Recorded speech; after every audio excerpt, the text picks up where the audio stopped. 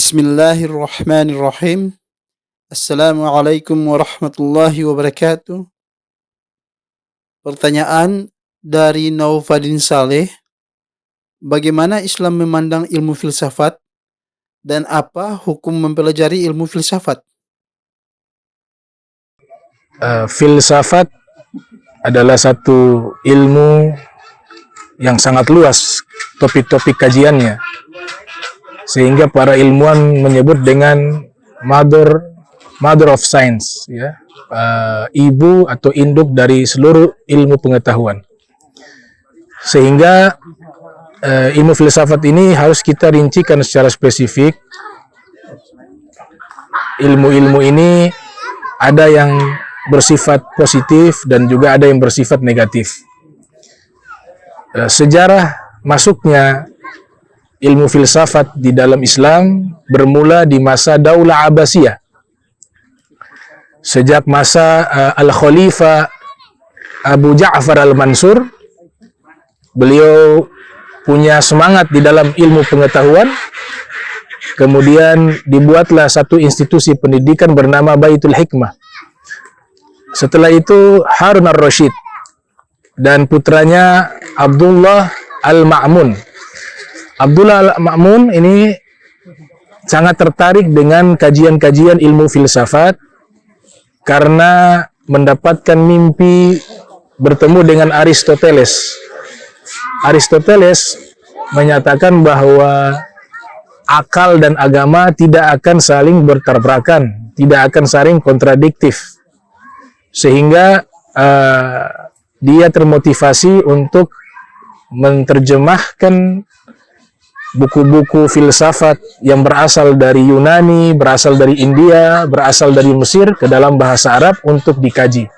Maka sejak itulah muncul tokoh-tokoh filosof seperti Ibnu Sina, seperti Al-Farabi, dan seperti Al-Kindi. Nah, mereka muncul sebagai tokoh-tokoh filosof muslim, membawa pemahaman-pemahaman dan perkembangan-perkembangan ilmu di dalam Islam, sehingga berdampak positif dan juga negatif.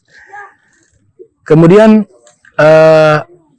Ibnu Nadim yang meriwayatkan cerita bahwa mimpinya Abdullah Al-Ma'mun dengan Aristoteles yang mengatakan bahwa akal tidak akan bertabrakan dengan agama, maka mulailah ilmuwan-ilmuwan Islam mengembangkan ilmu filsafat dan memadukan antara ilmu filsafat dengan Islam, sehingga terjadi artikulasi percampuran ilmu filsafat dengan ilmu kalam, ilmu filsafat dengan tasawuf, sehingga menjadi hal yang ada positifnya dan ada negatifnya.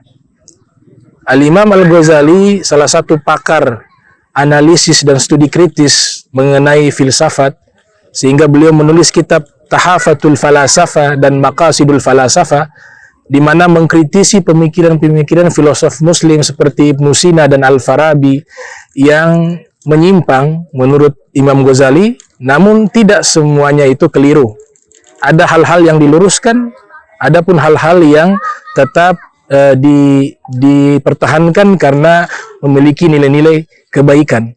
Imam Ghazali membagi ilmu filsafat menjadi 4.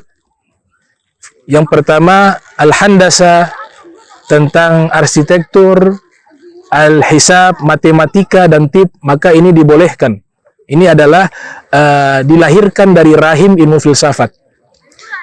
Yang kedua adalah ilmu mantik, itu juga dibolehkan untuk dipelajari. Dan yang ketiga yaitu ilmu ilahiyah, ilmu teologi. Maka di sini terjadi banyak kerancuan-kerancuan. Imam Ghazali mengkritisi dalam kitab Tahafatul Falasafah, kemudian dikritik kembali oleh Ibnu Rushdi dalam kitab Tahafatul Tahafut, membela pemahaman filosof Ibnu Sina dan Al-Farabi.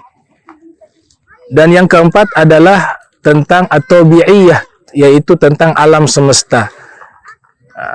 Teori-teori filsafat tentang penciptaan alam semesta ini banyak bertabrakan dengan akidah umat Islam, sehingga ini menjadi satu hukum larangan dari Imam Ghazali dan tidak perlu mempelajari dan mengambil teori filsafat tentang masalah tersebut. Sehingga kesimpulannya ini dijelaskan oleh Fakhruddin Ar-Razi yang dilahirkan tahun 544 Hijriah, wafat 606 Hijriah. Beliau menulis kitab namanya Al-Mabahith Al-Masyrikiyah fi Ilmi Ilahiyati wa Tabi'iyah, menjelaskan teori-teori alam berdasarkan akidah umat Islam yang benar dengan landasan ahli sunnati wal jamaah Asy'ariyah. Maka di sini beliau meluruskan beberapa pemahaman-pemahaman yang menyimpang dari ilmu filsafat tersebut. Maka kesimpulannya, ilmu filsafat adalah sebuah ilmu bisa menjadi manfaat dan bisa menjadi mudarat, tergantung siapa yang belajar dan siapa yang mengajarkan. Maka kita perlu mengambil ilmu ini, namun juga kita perlu mewaspadai ada teori-teori yang menyimpang, yang kontradiktif dengan ajaran agama Islam, namun juga ada kebaikan-kebaikan yang membangkitkan peradaban ilmu pengetahuan, ilmu sains daripada umat Islam, yang ilmu ini memberikan manfaat kepada umat Islam khususnya dan umumnya kepada seluruh manusia. Nah,